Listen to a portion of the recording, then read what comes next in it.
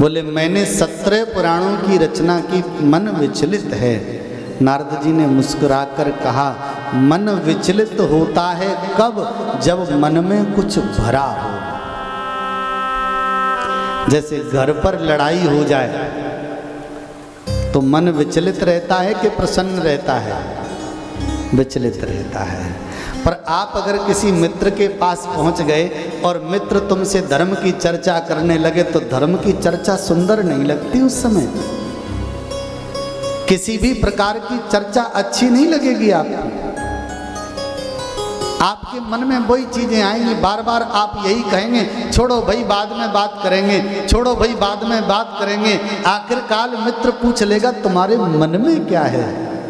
और आंखों में आंसू भर के उसने कहा, आज मेरी बड़े बेटे से लड़ाई हुई, मन तो ऐसा कर रहा है कि आत्महत्या कर लूं, अब जीने से क्या लाभ। मित्र आपको आपके अपने हृदय से लगाएं और कहे चिंता मत करो। फिर उसके बाद मित्र कुछ नहीं कहेगा, मित्र बोलना बंद कर देगा। आप शुरू हो जाएंगे, मैंने अपने बच्चे के लिए ये किया, मैंने ऐसा किया, मैंने ऐसा किया। जितना मटेरियल भरा था ना, सब कुछ आपने निकाल दिया और निकालने के बाद मन आपका शांत हो जाएगा, मन का विचलन मिट जाएगा। ये मैं नहीं कह रहा, रामचरितमानस में माता जानकी जी ने हनुमान जी से कहा था सुंदर कांड में, कहूँ ते कछ दुख दुख घटे। तुम आ गए हनुमान, मेरे अंदर बहुत दुख है, आपसे मैं कुछ कहती हूं तो मेरा दुख कम हो जाएगा। ये पर एक बात और कहूं मैं आपसे, जितना मटेरियल आप अपने अंदर भरे रहेंगे उतना मन विचलित रहेगा। इसलिए करना क्या चाहिए? बोले सारे मटेरियल की उल्टी कर दो, निकाल दो। और जितना निकाल दोगे, कह दो लोगों से, सुना दो। और जितना लोगों से निकाल दोगे अंदर से, बस उसके बाद मन शांत हो जाएगा। नारद जी ने कहा तुम एक पुराण की रचना और करो। बोले अब नहीं कर सकता। तो कहा क्यों नहीं कर सकते? बोले मैं वृद्ध हो गया हूं। बोले संकल्प तो कर लो। काफी लोग हमसे पूछते हैं, बोले महाराज कथा तो कराना चाहते हैं पर क्या करें, बस यहीं चुप हो जाते हैं। हम समझ जाते हैं कि व्यवस्थाओं की कमी है, धन की कमी है, व्यवस्थापकों की कमी है, बहुत सारी कमियां हैं। तो हम उनसे एक ही चीज कहते हैं कि बस मन ही मन संकल्प कर लो और ठाकुर जी के चरणों में संकल्प छोड़ दो। बोले हम तो तैयार हैं, अब तू कृपा कर दे, हम करा लेंगे। अब अगर नहीं भी करा पाओगे ना तो भी आपको कथा का फल प्राप्त हो जाएगा, क्योंकि हम तो तैयार हैं।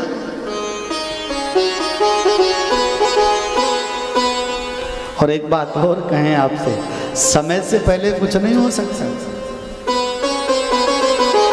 ये जो कथा सुनने मिल रही है ना आपको, ये तकरीबन 3 साल पहले की चर्चा की, 2 साल पहले की। मुहूर्त भी बन गया, सब काम हो गया और तब तक वो आ गए बड़े दादा कोरोना। फिर चला विलंब विलंब विलंब और अब आखिर 10 अप्रैल से प्रारंभ हुआ है।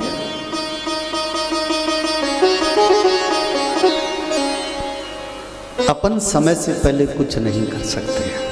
हाँ, समय से पहले कर सकते हैं तो मन ही मन संकल्प कर सकते हैं कि हे ठाकुर जी अगर हमारी व्यवस्थाएं हो जाएं तो एक भागवत हम भी अपने जीवन में करा कर जाएंगे, बस। और अब देखते हैं कि तेरी कृपा कब होगी। जिस दिन तेरी कृपा हो जाएगी उसी दिन राधे राधे हम भी अपने दरवाजे पर बिठाकर भागवत कथा सुनेंगे और लोगों को सुनवाने का काम करेंगे।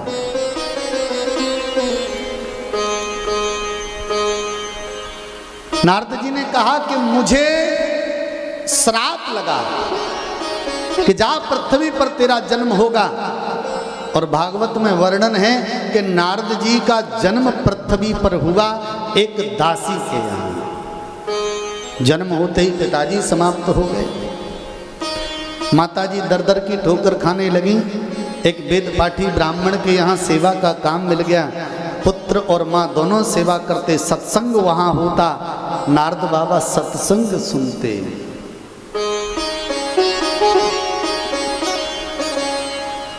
सत्संग से ज्ञान की जागृति हुई। जब सत्संग समाप्त हुआ, सब लोग अपने अपने घर जाने लगे, तो नारद जी भी संतों के साथ जाने लगे। एक संत ने बुलाकर पूछा, कहाँ जा रहा है? बोले, अब दुनिया मुझे अच्छी नहीं लगती। कई लोग कथा सुनते हैं 7 दिन और उसके बाद कहते हैं कि पंडित जी आप तो फोन कर दिया करो, मन तो ऐसा हो रहा है कि आप ही के साथ चलें।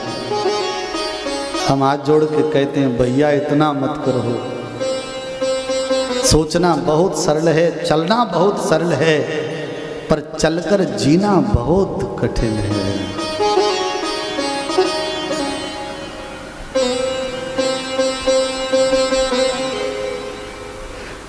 नारद जी का जन्म, संतों ने कहा कहां जा रहा है? बोले, दुनिया अच्छी नहीं लगती, अब आपके साथ। बाबा जी ने पूछा, तेरी माँ है? बोले, है ना। पिता? बोले, नहीं। तो एक संत ने मुस्कुराकर कहा, जब तक माता पिता जीवित हैं तब तक बालक को वैराग्य धारण नहीं करना चाहिए, अपने माता पिता की सेवा करनी चाहिए। अपनी माँ की सेवा कर। एकदा निर्गता गेहा दुहंती निसिगाम पति सरपोदसपदा।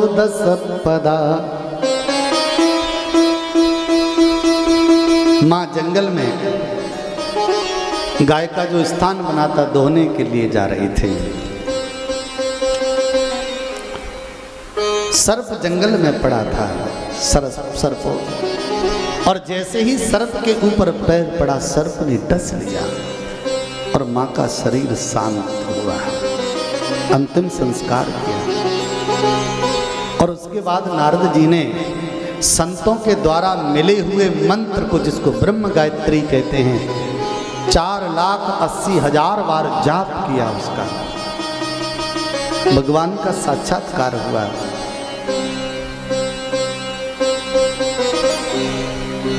पावन श्रोताओं, अपने पाप से निवृत्ति, अपने जन्म के कर्मों से निवृत्ति पाने के बाद नारद अपने शुभ स्थान को प्राप्त हुए। अपने जन्म की कथा पूरी सुनाई और उसके बाद चले गए। व्यास जी ने सुंदर भागवत की रचना प्रारंभ की। आपको बता दें, भागवत में प्रभु के 24 अवतारों का वर्णन है, जिसमें पहला अवतार सनक सनंदन सनातन सनत कुमारों का, दूसरा अवतार जो है बरा भगवान का, तीसरा अवतार नारद जी का, चौथा नर नारायण का, पांचवा कपिल भगवान का, छठवां दत्तात्रेय का, सातवां यज्ञ भगवान का, आठवां ऋषभ देव जी का, नौवां पृथु का और 10वां मत्स्य के रूप में परमात्मा प्रकट हुए। 11 में कच्छप बनकर, 12 में धन्वंतरी, 13 में मोहिनी और 14 में नरसिंह भगवान, 15वें में वामन, 16वें में अवतार में परशुराम, 17वें अवतार में व्यास जी के रूप में, 18वें अवतार में राम जी के रूप में, 19वें अवतार में भगवान कृष्ण के रूप में आए, 20वें अवतार में प्रभु कल्कि भगवान बनकर कलयुग में आएंगे। 21वां अवतार बौद्ध का हुआ, 22वां अवतार महावीर का हुआ, 23वां अवतार हंस भगवान का हुआ और 24वां अवतार है ग्रीव का हुआ। प्रेम से बोलो। इसके बाद में सुंदर भागवत की कथा का निरूपण हुआ। और भागवत की जो कथा है ना, ये महाभारत के युद्ध पर्व से प्रारंभ होती है।